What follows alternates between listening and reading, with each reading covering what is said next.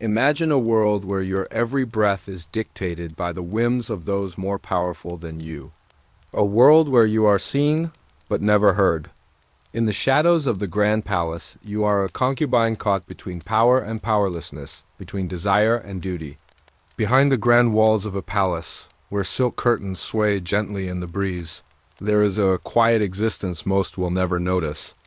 You are one of many, yet still, you are nothing more than a shadow in the grand scheme of things, an almost imperceptible figure. The delicate fabrics of your kimono rustle softly as you move, the scent of jasmine and sandalwood ever present in the air, mingling with the faint echoes of distant voices. The sounds, though soothing, are a reminder that your life exists in the quiet corners of someone else's story. As a concubine in feudal Japan, your life is not your own. You have no control over the choices that shape your days, nor the path your life will take. It is dictated by those whose power over you is absolute, the men who hold your fate, the women who share your space. And the society that deems you valuable for reasons that remain a mystery to you? You may have once been a child, full of dreams and desires, but now, in the cool silence of your chamber, those dreams seem far away. You may have once imagined a life where your voice mattered, where your choices shaped your future, but now those hopes are quiet whispers, drowned out by the overwhelming demands of your station. There are moments, fleeting ones, when you catch a glimpse of the world outside the walls, when the sun filters through the lattice windows, casting a soft glow on the courtyard. You might see the birds flitting among the trees, or hear the laughter of children playing in the distance. These moments are a reminder of a life you'll never fully know. They are both a source of beauty and sorrow, an affirmation of what is not meant for you. In those moments, your heart aches with longing, but you quickly suppress it, for to long for anything beyond your role is to invite consequences you cannot afford. Your days are spent in a quiet routine. You rise early, your hands trembling slightly as you brush your hair, the soft rhythm of the comb against your scalp a small comfort. You do not know what the day will hold, but you do know your place. You are expected to be pleasing to the eye, to embody the delicate balance of grace and obedience that is your value. But behind that beauty is a weariness, a quiet exhaustion that no one sees. The men who seek your company do so for their own purposes, often political, sometimes personal, but they never truly see you. And when they leave, as they always do, you are left in your solitude once more. It is a world where nothing is ever truly yours.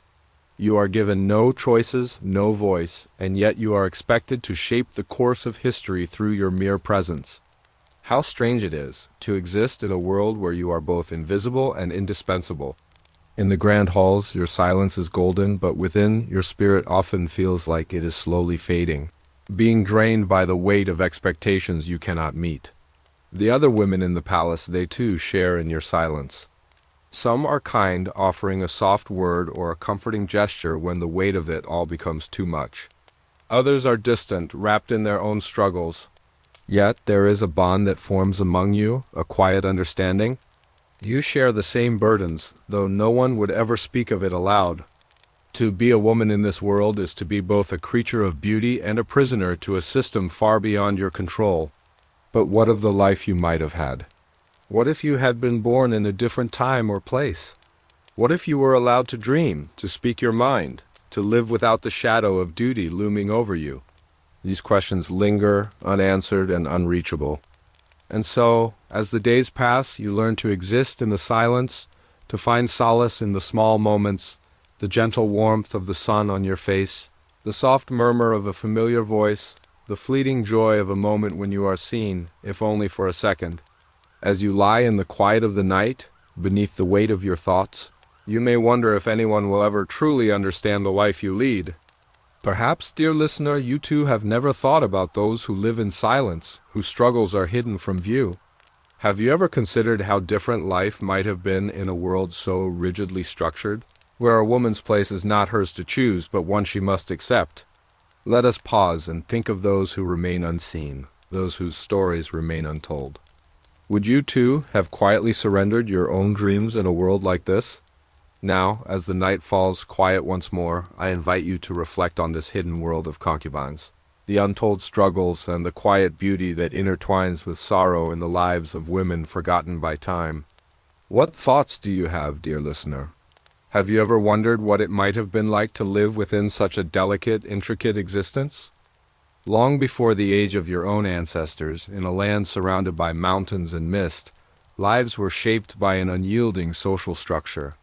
As a concubine, your place was not chosen by you, but by your family's alliances, your beauty, and your usefulness. Feudal Japan was a land where everything had its rightful place, and that place was determined not by personal desire, but by rigid structures that governed every aspect of life. Imagine living in a world where your value is decided long before you are even born. Your worth, your fate, your very future everything is decided by the family you belong to, the rank of your birth, and the alliances that others wish to forge through you.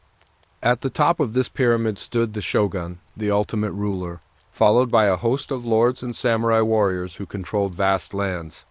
Beneath them, in the middle of this social order, were farmers, artisans, and merchants, those who worked the land, created goods, and kept the wheels of the economy turning. But all the way at the bottom, unseen by most and unnoticed by many, were the women, the daughters of the privileged and the poor alike, whose lives were often governed by rules and obligations beyond their control. As a concubine, your life was never truly your own. Your place was not chosen by you, but by the whims of powerful men and the politics that bound families together. You were a pawn in a game far larger than yourself. When you were selected to be a concubine, it was not because you had a choice, but because you were considered valuable for reasons that had nothing to do with your individuality or your desires. You were a symbol of political power, a tool for securing family alliances, and an asset that could be traded for a better position or greater influence within the highly structured world of the nobility. This world was not built for personal freedom. The feudal system dictated where you could go, who you could speak to, and what you could dream of achieving. In many ways, it made the lives of women, especially those of concubines, fleeting shadows, drifting through time but rarely acknowledged for who they truly were. The concubine's value lay in her ability to bear sons, to please a lord, and to do so with the grace expected of someone who was born not into power, but into submission. The world you inhabited was a fortress of rules. Within the walls of the palace, everything had a place and a purpose. The women who served as concubines fell into different ranks, each position defined by their relationship to the man they were kept for. At the highest levels were the main concubines, those who might bear the most prominent sons, those whose beauty and manners were said to be beyond reproach. Then there were the lesser concubines, whose status depended largely on their ability to perform their duties, but whose influence was weaker, their futures less certain. A concubine's status was fluid, tied not only to her beauty or her ability to produce heirs, but to the ever-changing power dynamics of the household. A son from one concubine could rise in status and become a future leader, while another's child might remain nothing more than a distant relative, forgotten by history. Your life, if you were one of these women, was not defined by who you were, but by who you could give birth to, who you could present as the next heir. For you, as a concubine, there was no real room for personal freedom. Your every movement, your every word was shaped by the expectations of the men who ruled your world.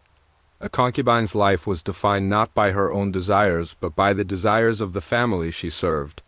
If you were lucky, perhaps you would hold a position of relative comfort, surrounded by luxury and attention. But there was always the lurking knowledge that your worth could vanish as quickly as it had arrived. One misstep, one failure to fulfill your duties, and you would be replaced.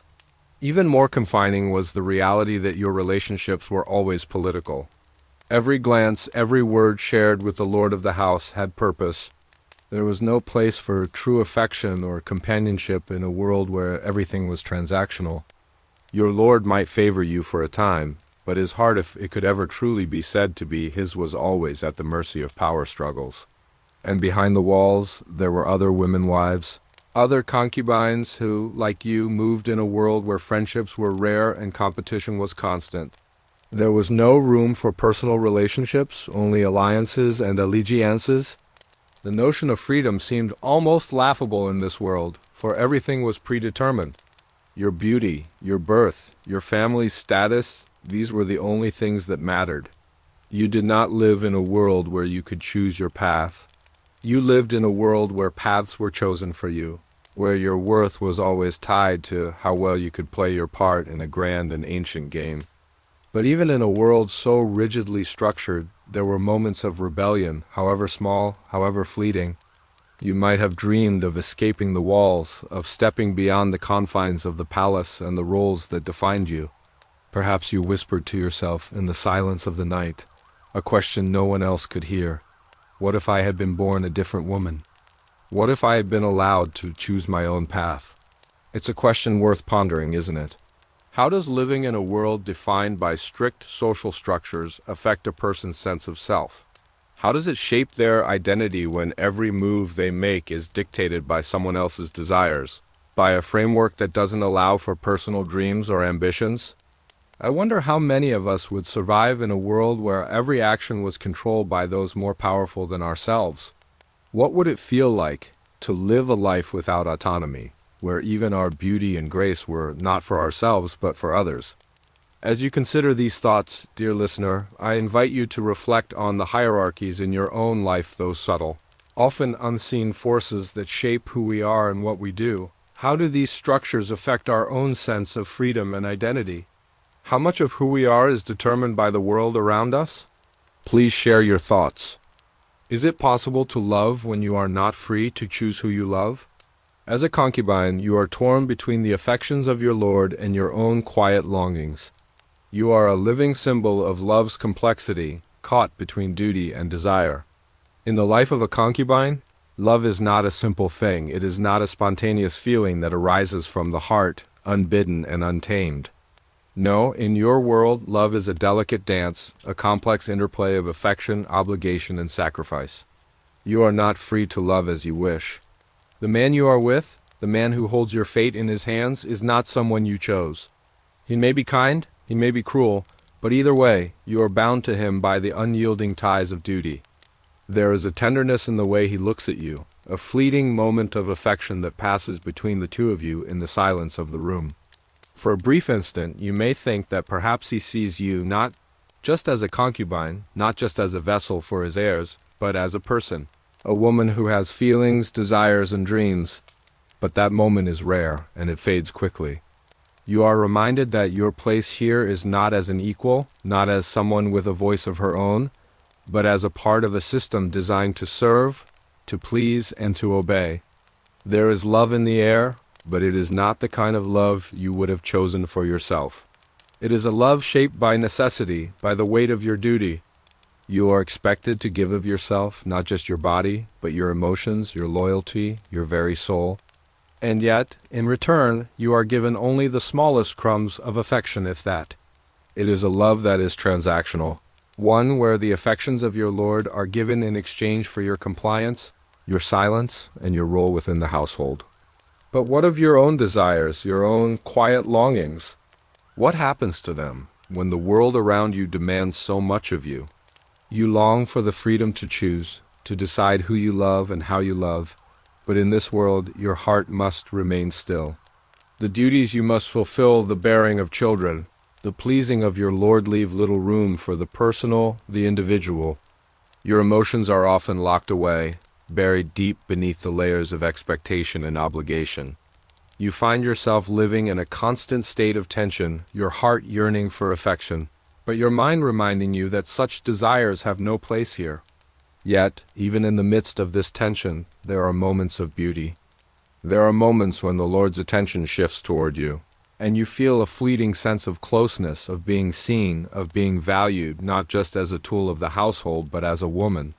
In these moments, there is love in its own way, even if it is brief. You cling to these moments as they are the only reminders that you are not completely invisible, that you are more than just your duty. But love, as you quickly learn, is never without its cost. To receive the Lord's attention, to hold his favor, means to remain at the mercy of the power dynamics that govern your life. If you are loved today, there is no guarantee that you will be loved tomorrow. A shift in the household, a change in political fortunes, or simply the Lord's fleeting affections can cause you to be forgotten, cast aside like a piece of discarded furniture. And so you learn to accept this love and favor come at a price, and the price is often your own peace of mind. The struggle between love and duty becomes a daily battle. You are caught between your own longing for a connection, for affection, and the duty that demands you remain silent, that you be obedient, that you fulfill your role without complaint. There is a quiet sacrifice in this life, an emotional sacrifice that you must carry with you every day. You learn to push your own desires aside, to suppress your emotions, to give of yourself without ever asking for anything in return. It is a life of giving, and yet receiving so little in return. And then there are the other women, the wives, the other concubines. You find yourself in competition with them, not for love, not for companionship, but for favor, for position. The Lord's attention is divided among many, and each woman is vying for the same small scraps. You may form alliances with some, sharing a soft word in the quiet of the night, offering a moment of kindness in the midst of the competition. But trust is rare, for in this world everyone is trying to secure their place, to ensure that they are not forgotten, cast aside, or left behind. In the end, the question of love becomes one of survival. Can you afford to love when your very existence depends on the Lord's favor, on your ability to fulfill your duties, on your ability to produce heirs? Can you afford to love when you are not free to choose who you love, when your heart is not your own? Perhaps the answer is yes, but only in fleeting moments, only in the quiet spaces between your duties, when the weight of the world seems to lift for just a moment. As you lie in the silence of your chamber, you may find yourself wondering, what would it be like to love freely without the constraints of duty? What would it be like to choose the person you love, to be loved in return without the expectations that come with your role? And yet, you know that such thoughts are idle fantasies, dreams that can never come to pass in a world where your worth is defined not by who you are, but by what you can give. So, dear listener, I invite you to pause and reflect on the emotional complexities of relationships. How often do we find ourselves torn between love and duty in our own lives? When have we felt the weight of obligation pressing against the softness of our hearts? I encourage you to share your thoughts. How do love and duty sometimes seem to be at odds? And how do we navigate that delicate balance in our own lives? Behind the bamboo curtains, a concubine's world is a place of delicate beauty and crushing silence. The scent of incense fills the air, but there is little joy in it. The colors of the silk sheets are rich, but the weight of them is heavy, as if they wrap around you, suffocating your spirit. In the quiet of your chamber, there are moments when time feels suspended. The soft rustling of silk as you adjust your position is the loudest sound you hear, echoing through the stillness. The world outside might be bustling with life, the distant sound of voices, the clatter of footsteps in the corridors, the faint rustling of servants as they tend to the needs of the household. But here, behind closed doors, all that remains is silence. It is a silence that is almost oppressive, wrapping itself around you like a heavy cloak, pressing against your chest, making it hard to breathe. The air is thick with the scent of incense. It is meant to be calming, soothing even. But in your isolation, it feels like an endless reminder of your station, a subtle marker of the distance between yourself and the life you might have dreamed of. The incense twists and swirls in the air, curling around your senses, filling the space with its sweet, woody aroma. But it does little to lift the heaviness that hangs over you. Instead, it only deepens the feeling of being trapped in a world that is both too beautiful and too confining. The walls around you are adorned with paintings of serene landscapes, of mountains and rivers, but these images, while peaceful, seem distant, almost mocking. They remind you of a world you cannot touch, a world that exists just beyond your reach. You can almost imagine stepping into those landscapes, walking along the riverbanks, feeling the cool breeze against your skin. But you know that the moment you step away from the painted walls, the reality of your life will return. The weight of the silk kimono you wear, the delicate yet suffocating layers that bind you, will pull you back into the space you occupy, one of submission and silence. You are not allowed to leave these chambers without permission. You are not allowed to speak to others unless given the opportunity. Your movements are restricted, your interactions dictated by the roles you must play. Even your emotions are carefully controlled. You learn early on to mask them, to remain composed, to never show too much of yourself. Too much emotion might be seen as weakness, a lack of control. And in a world where your position is precarious, such vulnerability is dangerous. There are moments when you catch a glimpse of the world. Outside, when the curtain is drawn just slightly to allow the sun to filter through, casting a soft glow on the room. Through the crack, you can see the servants moving about in the garden, the children playing in the courtyard, and for a fleeting moment you feel a pang of something you can't quite name. It is both longing and resentment, a desire for something more, something beyond the constraints of your existence. But the moment is fleeting, and the curtain is drawn back into place, shutting you off once again from that distant world. You are left alone with your thoughts, alone with the silence. In the stillness of your room, time seems to stretch on endlessly. The hours pass slowly, with little to fill them. Perhaps you spend the day attending to your appearance, carefully brushing your hair, adjusting your kimono, and keeping yourself presentable for the Lord. But even this act feels empty, a performance rather than something done for yourself. There is little joy in the routine, and the silence that surrounds you becomes a constant companion. You might find solace in the small rituals, lighting incense, arranging flowers, the soft hum of your breath as you meditate.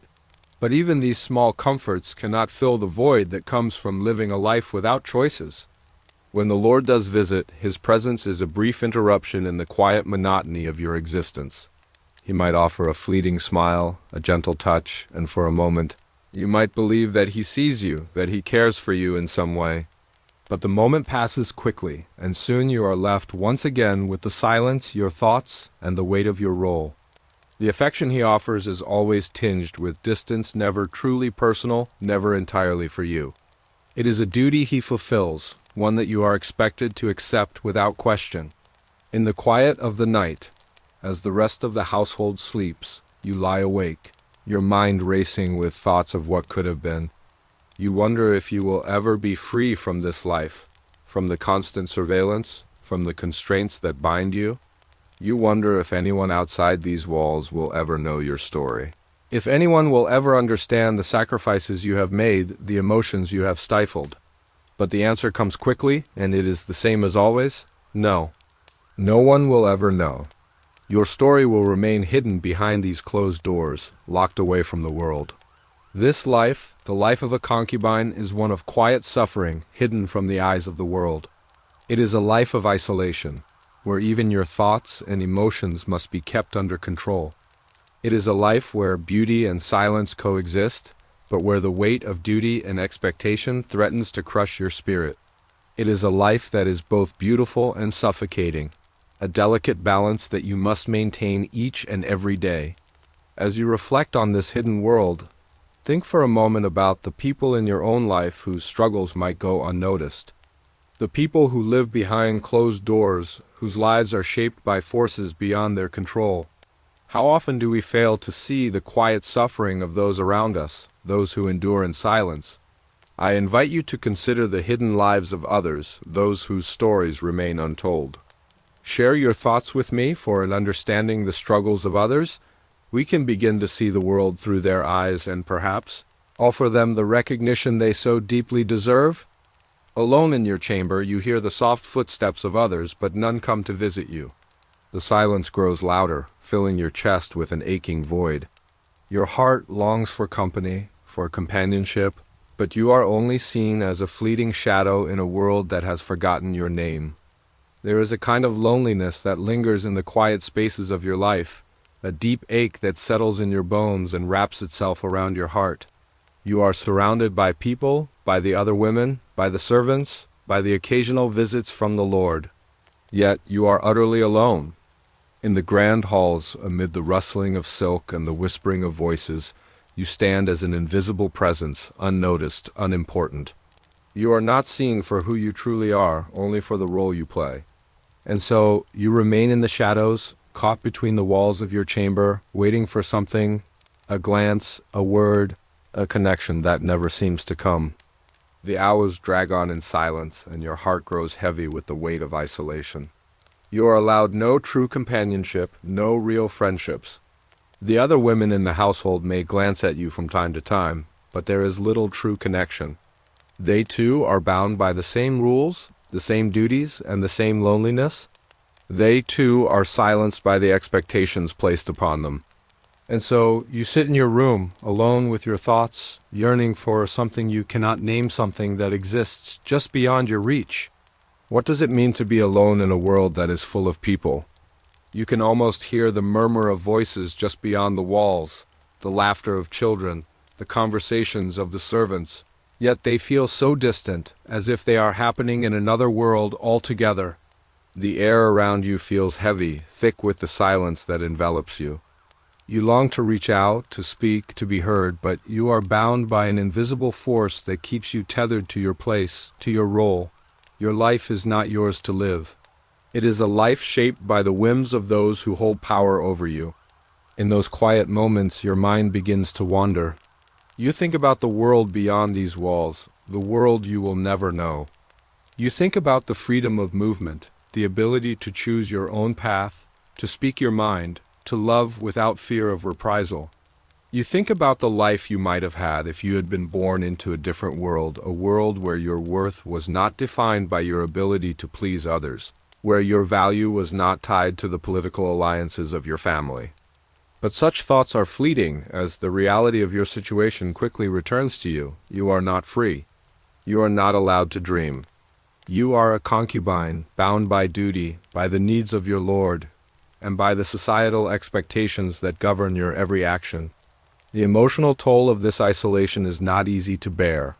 It eats away at your sense of self, slowly and quietly, until you are left with little more than the shell of a woman who once dreamed of a life of freedom. You learn to suppress your emotions, to hide them beneath the layers of silk and politeness that define your existence. To show any vulnerability is to invite danger, to expose yourself to the harsh judgment of those who might see you as weak or unworthy. And so you keep your feelings hidden, buried deep within, where no one can see them, where no one can hurt you further. But the isolation seeps into your soul, and soon it becomes a part of you. You begin to question your worth, to wonder if you are truly seen by anyone at all. You begin to wonder if your existence has any meaning beyond the role you are expected to play. You are constantly reminded that your life is not your own, that your desires, your dreams, your very identity are secondary to the needs of those around you. And in that realization, you begin to lose yourself. It is a subtle erosion, this isolation. It is not something that happens overnight, but something that builds over time, slowly wearing away at your spirit. The loneliness becomes so familiar that you stop questioning it. It becomes a part of your daily routine, like the incense that fills the air, like the silk that wraps around your body. You learn to accept it, to live with it, even as it takes its toll on your heart. And yet there are moments when the weight of it becomes too much to bear. There are moments when you sit in your chamber, staring out the window at the world beyond, and you feel the crushing loneliness settle over you like a blanket. In those moments you long for something more. You long for connection, for someone to see you, to understand you. But no one comes. You are left alone with your thoughts, with your longing, with the deep ache in your heart that cannot be filled. This isolation, this emotional neglect, is not something that can be easily understood by those who have never experienced it. It is not the kind of loneliness that comes from being physically alone. It is the kind of loneliness that comes from being unseen, from being invisible in a world that only values you for what you can give. It is a loneliness that cannot be shared with others because it is a part of you, a part of your very existence.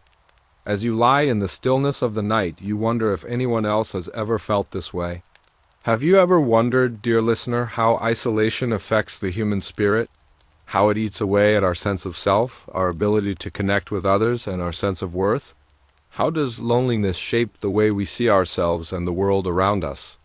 Take a moment to reflect on this, for it is not only the concubines of the past who face such isolation, but many of us, in different ways, still struggle with the silent weight of loneliness. How is loneliness handled in our world today? I invite you to share your thoughts on this quiet suffering. and how we might begin to understand and alleviate it, not only for ourselves, but for those whose struggles go unnoticed. To be a concubine is not only to serve one man's desires, but to dance in the shadows of his other women. The delicate balance between competition and camaraderie is a tightrope walk. One misstep, and you risk losing the only power you have is attention. In the quiet spaces of the palace, where the walls are thick with silence, and the air heavy with unspoken words, your existence is shaped by the men and women who surround you. But it is the Lord, the man you have been chosen to serve, who holds your future in his hands. His attention is divided, spread between you and the other women of the household, each vying for his favor, each trying to secure their place in his heart and in the hierarchy of the household. It is a delicate balance, one that you must navigate with care, for even the smallest misstep could send you tumbling down from your fragile position. At the center of this complex web is the Lord himself. He is the one who holds the power to elevate you or cast you aside, to offer you affection or neglect you entirely. His attention is precious, and you know that it is fleeting. One moment he might seek you out, offering you a kind word, a fleeting touch. In those moments you feel a rush of warmth, a sense of being seen, of being valued. But such moments are rare, and they never last long. His attention is constantly shifting, pulled away by the demands of his other concubines, his wife, and the political machinations that govern his life. You are not the only one vying for his affection. The household is full of other women wives, concubines, and sometimes even servants, each one seeking to secure her place in the Lord's world. The competition between you and the other women is not always open, not always visible, but it is always there, like a quiet undercurrent that runs through every interaction, every glance, every word spoken in the shadows. You are not just trying to win the Lord's favor. You are also competing with the other women for status, for power, for a sense of belonging in a world that constantly reminds you that you are not truly free. But it is not all rivalry and jealousy. In the quiet spaces between the competition, there are moments of solidarity. Moments when you and the other women share an unspoken bond. You may not be able to trust each other completely, but there are moments when you find comfort in one another's company, when you offer each other small acts of kindness, a brief moment of understanding in a world that constantly seeks to divide you. You are bound by the same role, the same duties, and in those moments you find a sense of connection, however fleeting. But even in these moments of camaraderie, there is always the knowledge that you are not equal. You are not the Lord's wife, and you are not the one who holds his highest regard. You are always beneath her, always vying for scraps of attention, always aware of the delicate balance that must be maintained. One misstep, one word out of place, and you risk losing the fragile power you have, the power that comes from his gaze, from his fleeting moments of affection. The other women in the household, his wife, the other concubines, are not simply your rivals. They are also a reminder of your place in the world. His wife holds a status that you can never hope to achieve, and her power over him is something you will always have to accept. She may not acknowledge you directly, but you can feel her presence, feel the weight of her authority in every interaction. She is the one who holds the family together, who commands the respect of the household, and who ultimately has the most influence over the Lord. But even she is not immune to the shifting dynamics of the household, to the delicate balance of power that exists between all the women vying for his favor. And then there are the children, the heirs. You may bear him children, but you are never the mother who is revered. Your sons are precious, but they are never truly yours to claim. Their position in the family is determined by their birth, by their status, and by the political alliances that shape their future. Your children, like you, are pawns in a game far larger than yourself. They are not yours to nurture and protect in the way you might wish. They belong to the family, to the household, to the future of the Lord's legacy. As a concubine, your position is precarious. You are not a wife, and you are not the primary source of his affection. You are a necessary part of the household, but you are always reminded that your position could be replaced at any moment. One change in the Lord's fortunes, one shift in the political landscape, and you could be cast aside, left to fade into obscurity. You are reminded constantly that your worth is determined not by who you are, but by what you can give, what children you can bear, what desires you can fulfill, what role you can play in securing the future of the family. Yet, even in the midst of this competition, there is something deeply human about the relationships that form between the women in the household. You might not always trust them, and you might not always like them, but you share something, a shared experience, a shared struggle. You are all bound by the same unyielding system, the same pressures, the same expectations. And in that shared experience there is a bond, however fragile, that holds you together. What is it like to live in a world where every relationship is shaped by power, where love and affection are fleeting and transactional? How does competition, jealousy, and camaraderie shape the way we see ourselves and those around us? What makes a relationship truly supportive and what makes it toxic? As you reflect on the complicated relationships of concubines, I invite you to pause and consider the relationships in your own life. Are they shaped by competition or by connection? What makes a relationship healthy, and how can we navigate the delicate balance of power, affection, and rivalry that exists in all of our lives? Share your thoughts with me, for understanding the complexities of relationships, whether in the past or today, can help us build stronger, more compassionate connections with one another. Your body is both your power and your prison. Each pregnancy, each birth carries with it the weight of hope and fear. Will you give him the son he craves? Or will your body betray you, just as it has betrayed so many before you? In a world where your worth is measured by what you can give by the children you bear, the heirs you produce, your body becomes both the vessel of your power and the source of your deepest vulnerability. It is a strange, silent burden to carry, one that few can truly understand. The very thing that gives you value also threatens to drain you, to break you. And yet you endure. Your body is not your own. It belongs to the household, to the Lord, to the family that has chosen you for this purpose. You are expected to bear children, preferably sons, to secure the future of the household and strengthen the alliances your family has worked so hard to maintain. Every month, every year, is marked by the hope of pregnancy, the expectation of a new life. Yet, for all the hopes that are placed on you, there is little room for the toll it takes on your health, your mind, your spirit.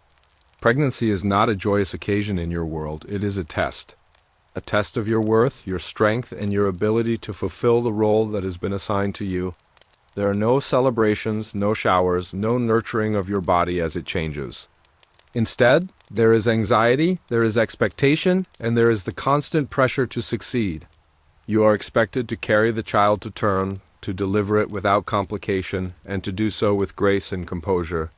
Anything less is seen as a failure not just of your body, but of your very purpose. And yet, the physical toll of childbirth is never spoken of. The pain, the exhaustion, the fear, it is all silently endured. There is no room for weakness in this world, no space for the kind of vulnerability that childbirth demands. You are expected to recover quickly, to return to your duties, to continue to be the woman who can produce the next heir, the next source of power. And if you do not recover quickly, if your body betrays you, you risk falling out of favor, you risk being forgotten. For many concubines, this cycle of pregnancy and childbirth becomes a constant part of life. The body grows weary, the spirit grows tired, but still, you must carry on.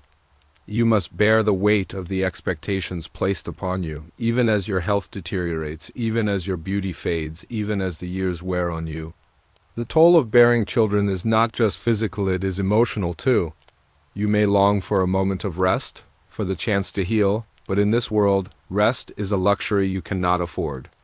Your worth is determined by your ability to produce, to bear sons, to give the Lord what He desires, and what if you fail? What if your body cannot bear the children they demand of you?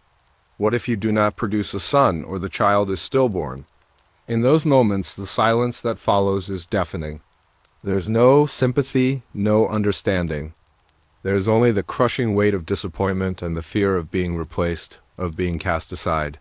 Your worth diminishes with every failure, every complication. The other women in the household watch silently, waiting to see if you will succeed, if you will give him the son he craves.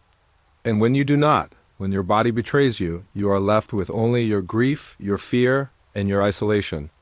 Even as your body ages, the pressure does not ease. You are still expected to bear children, even as your youth fades and the weariness of years begins to take its toll. Beauty, youth, and fertility are prized above all else in this world, and as time moves on, you find yourself slipping further from favor. Your body, once youthful and full of promise, begins to show signs of wear. The lines on your face deepen, your body becomes less supple, and the energy that once carried you through the day begins to fade. Yet the expectation remains the same. You must continue to bear children. You must continue to fulfill your role. What does it mean to be valued only for your ability to bear children? To live in a world where your body is not your own, where it exists solely to serve the needs of others. Your body is your power, but it is also your prison. The toll of childbirth, the toll of aging is never fully recognized, never fully understood. And as you grow older, as your body becomes less capable, you begin to wonder, what happens when you can no longer fulfill the role that has been assigned to you? What happens when your beauty fades, when your fertility is no longer an asset? For many concubines, the end of their fertility marks the end of their value. Once they can no longer bear children, they are often forgotten, discarded, left to live out their days in the shadows. Their bodies, once prized for their ability to bear children, are now seen as useless as past their prime. The life they once held, the power they once had slips away, leaving only the silence and the loneliness that come with aging in a world that values youth above all else.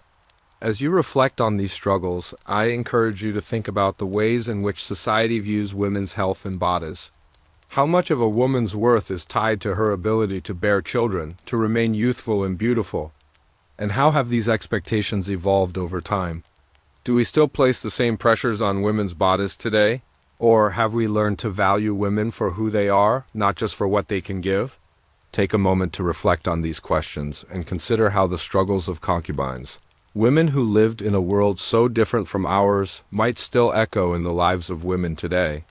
Share your thoughts, and together we can begin to understand the toll that society's expectations have on the human spirit, on women's bodies, and on the very essence of who they are.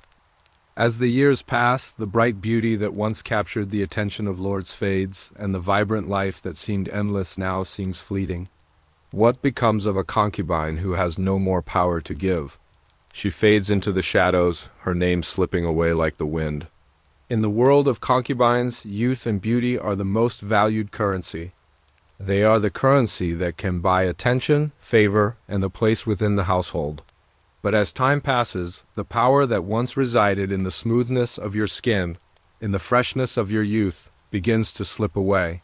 The lines that form on your face, the softness that gives way to a more tired frame, mark the beginning of a gradual fall from grace. In a world that prizes the young and fertile, what happens to the woman who can no longer fulfill the expectations of beauty and productivity placed upon her? The harsh truth is that many concubines, once they lost their allure or their ability to bear children, were cast aside like broken toys. Their youth was no longer valued, and their role, once essential to the Lord's household, became obsolete. When a concubine's beauty faded and her fertility waned, she became invisible to those who had once sought her out. The Lord's gaze was always shifting, always moving toward the next young woman who could fulfill the needs of the household, who could bear the heir that was so desperately wanted. The concubine, once the center of attention, now found herself in a quiet, isolated corner of the household, her presence no longer significant.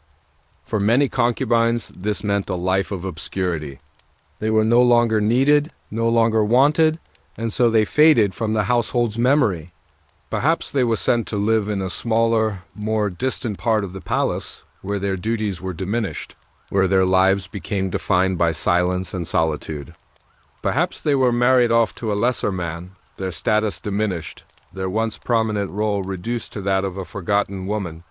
Their days were spent in the shadows, their beauty a distant memory, their names fading from the lips of those who had once whispered their praises. But even in the shadows there were those who managed to find a small measure of independence. Some concubines whose status had been reduced found ways to carve out a life of their own.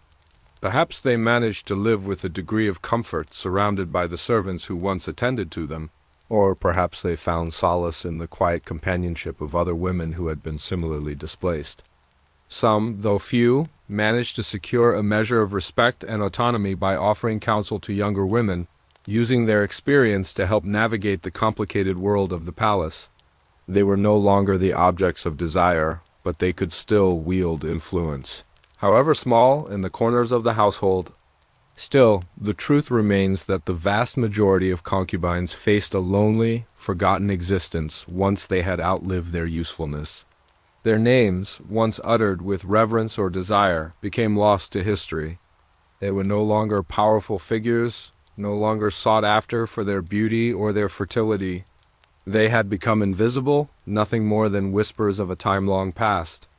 And though they may have lived the remainder of their days with some measure of comfort, their lives were marked by the quiet sorrow of having once been valuable and now being discarded. The irony of their position is striking. The very qualities that had once defined them, youth, beauty, fertility, were the same qualities that led to their eventual displacement. Once those qualities faded, they were no longer seen as valuable, no longer useful in the eyes of the lord or the household. In a society where women were valued for what they could give, what children they could bear, what pleasure they could provide, the loss of those abilities meant a loss of identity, a loss of relevance. It is a sorrowful reality, and one that echoes through the corridors of history. The concubines who were once celebrated for their beauty, for their ability to produce heirs, were often forgotten once they no longer had those qualities to offer.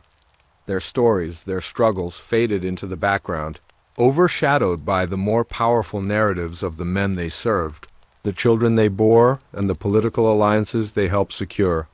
And yet their lives were no less significant, no less meaningful. As we reflect on the fate of these women, we are reminded of the way society treats those who age, those who lose their perceived value. The elderly, particularly women, are often cast aside in many societies. Their contributions overlooked, their voices silenced. The lives of concubines, once powerful and full of potential, remind us of the harsh realities of aging and the societal tendency to value youth and beauty above all else. It is a reminder of how society can strip a person of their worth once they no longer fit the mold of what is desired or needed. So, as we consider the fate of these women, I ask you to reflect on the idea of usefulness in life. What happens to a person when their value is tied solely to their appearance, to their ability to serve others, to what they can give? How do we, as a society, treat those who age, who become less physically capable, or who lose their traditional roles? How have these expectations changed over time? And how can we ensure that no one is forgotten once their perceived usefulness fades? Take a moment to think about the ways in which society views the elderly, especially women. How do we value the experiences, the wisdom, and the contributions of those who have lived long lives, even after they can no longer provide what society has deemed necessary? I invite you to share your thoughts on this, for in reflecting on how we treat those who age we might better understand how to ensure that all lives, no matter the stage, are seen as valuable and worthy of respect. Their names are long forgotten, but the story of the concubine of the quiet, powerful women who lived behind the veil remains etched in history. Their strength, their sacrifice, and their resilience are the threads that weave the fabric of this silent past. Let us remember them, not in sorrow, but in respect. As we bring this journey through the lives of concubines to a close, it is important to pause and reflect on what we have learned. Behind the veils of silk and silence, the women we have spoken of endured struggles that are often unseen, their lives defined by forces beyond their control. Yet, in spite of the pain, in spite of the isolation, there was something undeniably resilient about them. Something that cannot be forgotten. Something that echoes through the ages and still resonates with us today. These women, who were seen only for their beauty, their youth, and their ability to bear children, were also more than their roles allowed them to be. They were women who, despite the oppressive systems that sought to define them, found ways to survive. They navigated a world where their worth was dictated by what they could give, where their voices were silenced, where their bodies were controlled. And yet, in their quiet perseverance, they displayed a strength that is not easily measured, a strength that is felt in the spaces they left behind, in the silence that surrounds their forgotten stories. It is easy to look at these women and feel sorrow for the lives they led, and rightly so. Their stories are filled with pain and sacrifice, with lost opportunities and broken dreams. But if we look deeper, we see something more. We see the quiet defiance in their survival. We see how, despite everything, they continued to live, to endure, to find ways to carve out meaning in lives that were not their own. They may have been silenced by history, but their spirits were never truly broken. Their lives remind us that resilience is not always loud. Sometimes it is quiet. Sometimes it is the ability to keep going in the face of unimaginable adversity. The legacy of the concubine is a testament to the resilience of women throughout history. It speaks to the way women have always found ways to navigate the oppressive structures of their time, even when those structures sought to erase their individuality, to strip them of their agency, to make them invisible. From the concubines of feudal Japan to the women of today, there is a shared thread of resilience, of survival, of quiet strength that transcends time and place. This strength is not always celebrated, not always acknowledged, but it is there, beneath the surface, in the hearts of women who have faced challenges that many could never imagine. As we reflect on the lives of these women, we must also consider how their experiences teach us about power, agency, and survival. Power is not always something that is given freely. Often, it is something that is fought for, something that must be reclaimed in the face of overwhelming odds. The concubines may have had little agency in the world they inhabited, but in their ability to endure, in their ability to survive, they displayed a quiet form of power that cannot be overlooked. Their survival was not a sign of weakness, but of an inner strength that allowed them to continue, even when the world around them was determined to erase them.